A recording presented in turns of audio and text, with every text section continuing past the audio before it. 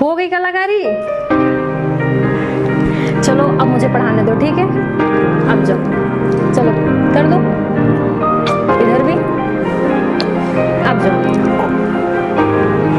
Chocolate नीचे उतर के खत्म कर लेना। जाओ जाओ जाओ भैया। जय महाकाली बच्चों, मेरा नाम है सुरभि सिंह और एक्स्ट्रा पीरियड की दुनिया में आपका बहुत बहुत बहुत सारा स्वागत है। तो बच्चों, पहले वाले वीडियो में हम लोगों ने प्लांट किंगडम स्टार्ट किया था, पार्ट 1 हम लोगों ने पढ़ लिया था। आज बारी है हमारे पार्ट 2 की। तो पार्ट 1 आई होप आप सब रिवाइज कर चुके होंगे। कर लो रिवाइज, कर लो रिवाइज कर लीजिए, वरना आगे की वीडियो समझ में नहीं आएंगे। और रिवीजन बार बार ज़रूरी है। आप कम पढ़िए, बट जितना पढ़िए उतना इतना सॉलिड पढ़िए कि अगर उसमें से क्वेश्चन आए एग्जाम में तो छूटने ना पाए। सो स्टार्ट करने जा रहे हैं। आ जाइए। हाँ, आज देखिए मैंने कुछ खूबसूरत तस्वीरें बनाई है। वैसे खूबसूरत तो नहीं है, बट हाँ काम चलाऊँ है, जिसमें मैंने आपको एल्गे के बारे में बताया है। मैंने आपको पुराने वाले वीडियोस में पढ़ाया था कि एल्गे जो होता है फिलामेंटस, मैंने उसका वो बताया था रिप्रोडक्शन। तो फिलामेंटस होता है, तो फिलामेंट ये आप देख सकते हैं। ब्रायोफाइटा को मैंने आपको थैलस लाइक वो बताया था, ये देखिए थैलस है, थैलस जैसा स्ट्रक्चर बनाया है। और टेडोफाइटा का स्ट्रक्चर ये है जिसमें कुछ लीव्स भी हैं और कुछ ऐसी लीव्स भी हैं। जिम्नोस्पर्म्स में मैंने आपको ये देखिए, ये जिम्नोस्पर्म्स वाला स्ट्रक्चर है। एंजियोस्पर्म पूरा का पूरा हमारा ट्री है, मतलब पूरा पेड़ है। तो जो एल्गे फाइटा है बच्चों, सॉरी एल्गे है, और हमारा ब्रायोफाइटा है वो टोटल गैमेटोफाइटा है। ओके, उसको हम गैमेटोफाइटा कहेंगे। और उसके बाद के जितने भी बचेंगे वो हमारे स्पोरोफाइटा। अब ये एल्गे फाइटा क्या है, स्पोरोफाइट मतलब सॉरी आज मुझे क्या हुआ है, बार बार मैं गलत शब्द ही क्यों बोल रही हूँ, दिमाग कहाँ है मेरा।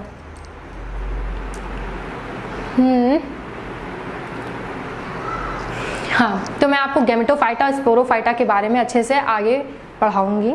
शायद इस वीडियो में नहीं, अगर इसमें नहीं हो पा रहा है तो नेक्स्ट वीडियोस में ज़रूर पढ़ाऊंगी।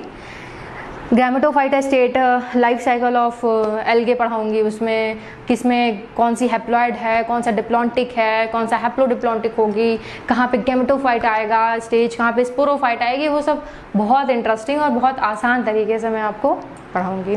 पर बच्चों अभी तो ये बस आपको ये फिगर देखने की ज़रूरत है, आगे मैं आपको बताऊंगी।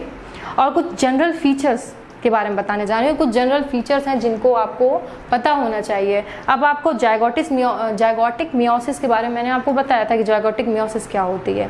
अब यहाँ पे जायगोटिक मियोसिस और माइटोसिस के बारे में बता रही हूँ। जायगोटिक मियोसिस जो है हमारी एल्गे में हो रही है बच्चों, जायगोटिक मियोसिस हमारी एल्गे में हो रही है। और इसका होने के बाद होता क्या है, मतलब ये हो क्यों रही है जायगोटिक मियोसिस के बाद, जब ये एल्गे में जायगोटिक मियोसिस होगी तो वो हमारा स्पोर फॉर्म करेगी। और फिर उसके बाद बच्चों अगर मियोसिस हो रही है तो स्पोर फॉर्म कर रही है एल्गे में। लेकिन अगर माइटोसिस किस में पाया जाता है, एल्गे में केवल जायगोटिक मियोसिस पाई जाएगी। उसके बाद के जितने भी हैं ब्रायो, टेडो, जिम्नो, एंजियो, सब में आपका माइटोसिस पाई जाएगी और एल्गे में मियोसिस पाई जाएगी।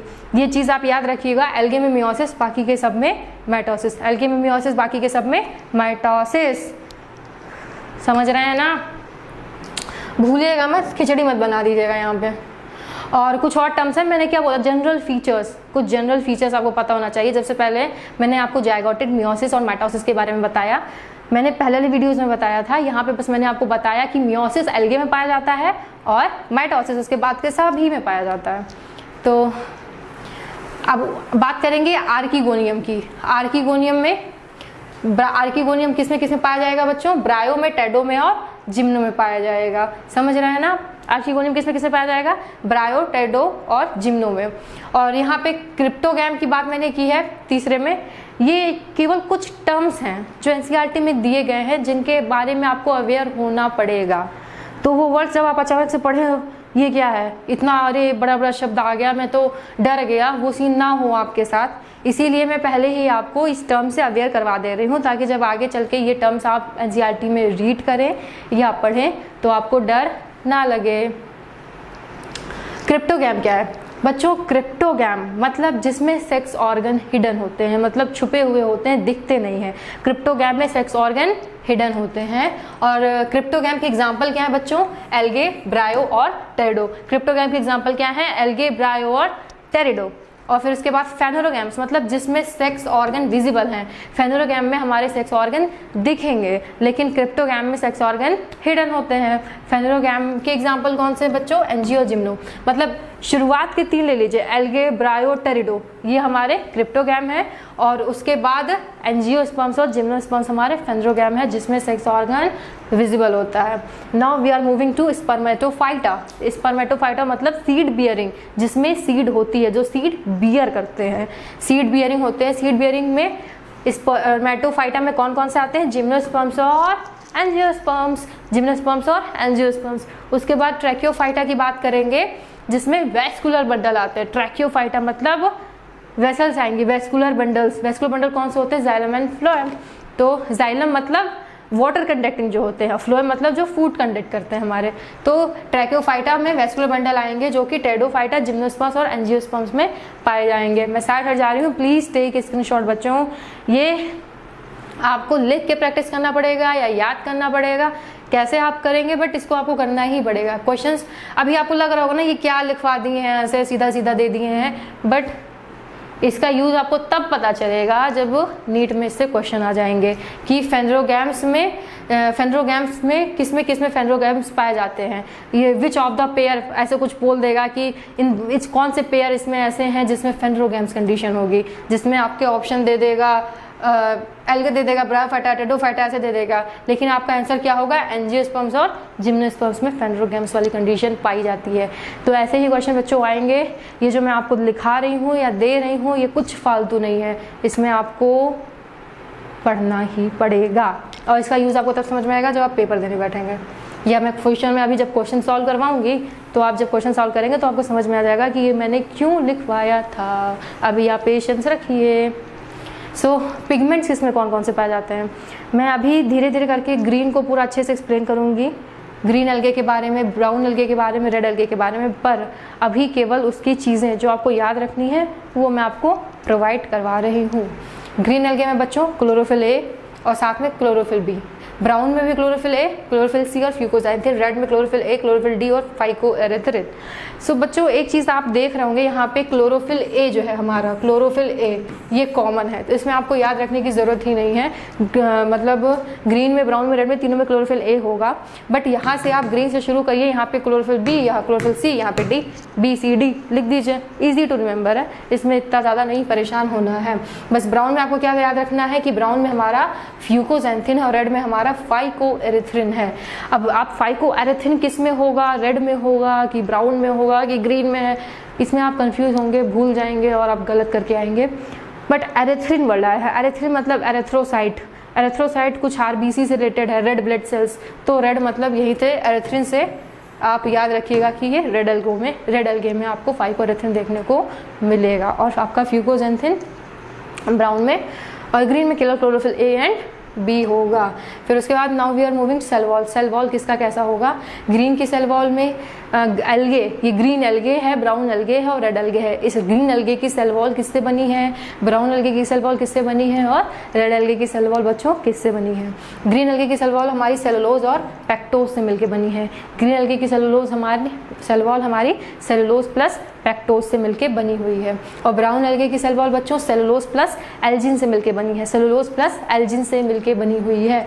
और red algae cellulose plus pectin plus polysulphate ester, red की cellulose plus pectin plus polysulphate ester, इसका भी स्क्रीनशॉट ले लीजिए,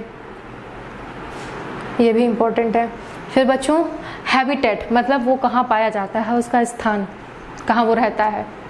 तो ग्रीन एल्गे अब मोस्टली जो है मेनली फ्रेश वाटर में पाया जाता है और मैराइन वाटर में मोस्टली, मतलब ज़्यादातर मैराइन वाटर में ग्रीन एल्गे पाया जाएगा और मेनली फ्रेश वाटर में पाया जाएगा, मतलब पाया दोनों में जाएगा, लेकिन ज़्यादा किस में पाया जाएगा, किस में पाया जाएगा, marine water, mostly marine water में, मतलब जो समुद्र के पानी होते हैं उनमें पाया जाएगा। और ब्राउन एल्गे मेनली मैराइन है। मतलब देखिए आप ग्रीन और ब्राउन को एक दूसरे को उल्टा कर दीजिए, यहाँ पे मैराइन मोस्टली था बट यहाँ पे मैराइन मेनली है। और फ्रेश वाटर मोस्टली मतलब ब्राउन एल्गे जो होते हैं वो ज़्यादातर फ्रेश वाटर में पाए जाते हैं।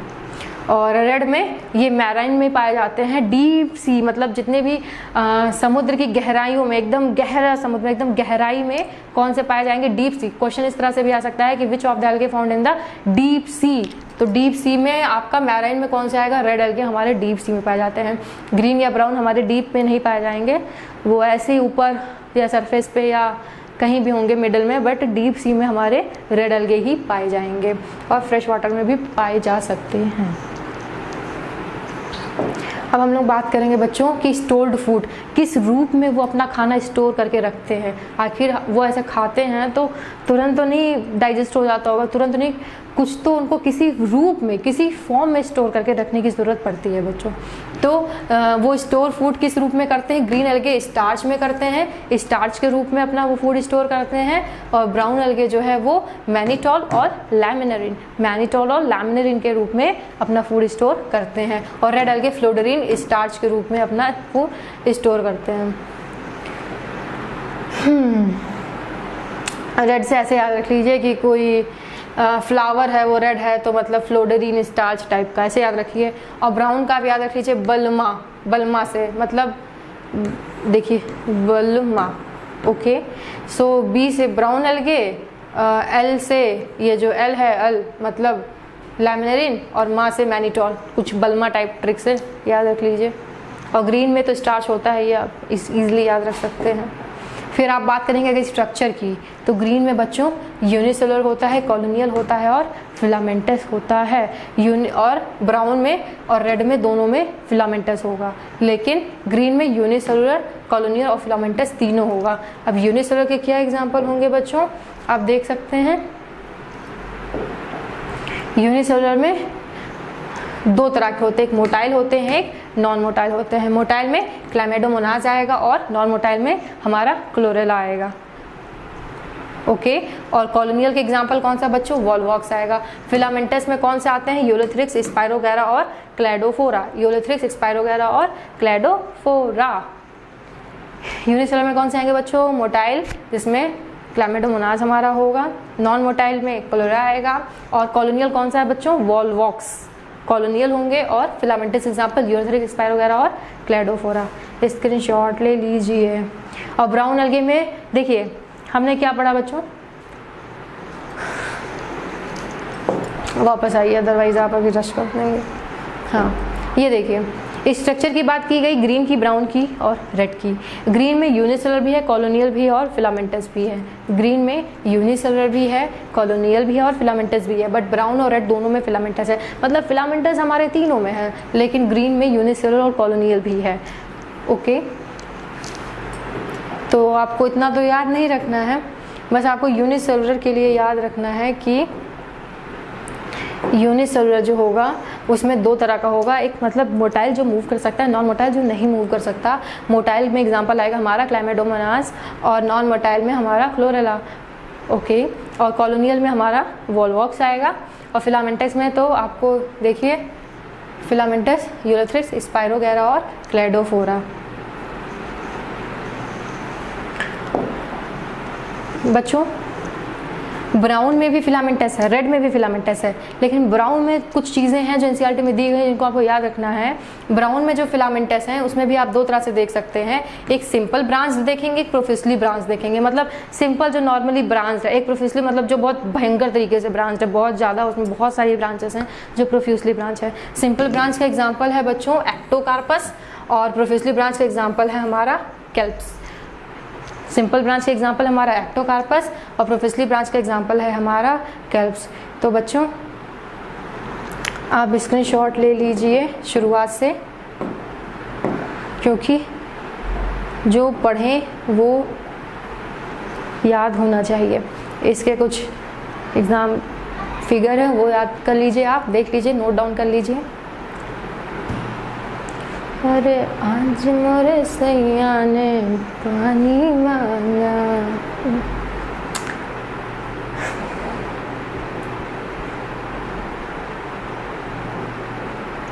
स्क्रीनशॉट ले लिया। ओके, जाइगोटिक मियोसिस और माइटोसिस क्या है? जाइगोटिक मियोसिस में हमारा एल्गे करता है जो कि स्पोर फॉर्म करता है। जाइगोटिक माइटोसिस क्या है? जो कि ब्रायोफाइट में, टेडोफाइट में, जिम्नो एंजियो में दिखाता है, और इनको हम क्या कहेंगे बच्चों? एम्ब्रियोफाइटा कहेंगे। ओके,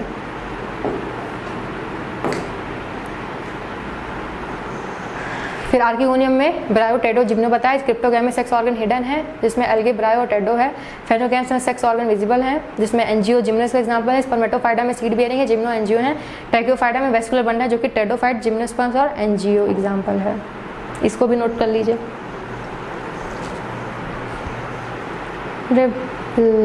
क्या मैं कुएं में ढकेल आई नींद के मारे। ओके, तो क्या आप ये इसका स्क्रीनशॉट ले चुके हैं? बढ़ते हैं हम नेक्स्ट में। इसका भी सेल वॉल किसी कैसी बनी है वो भी आप देख लीजिए। सॉरी, स्क्रीनशॉट ली। तो बच्चों, आई होप कि आप इसका स्क्रीनशॉट ले चुके हैं।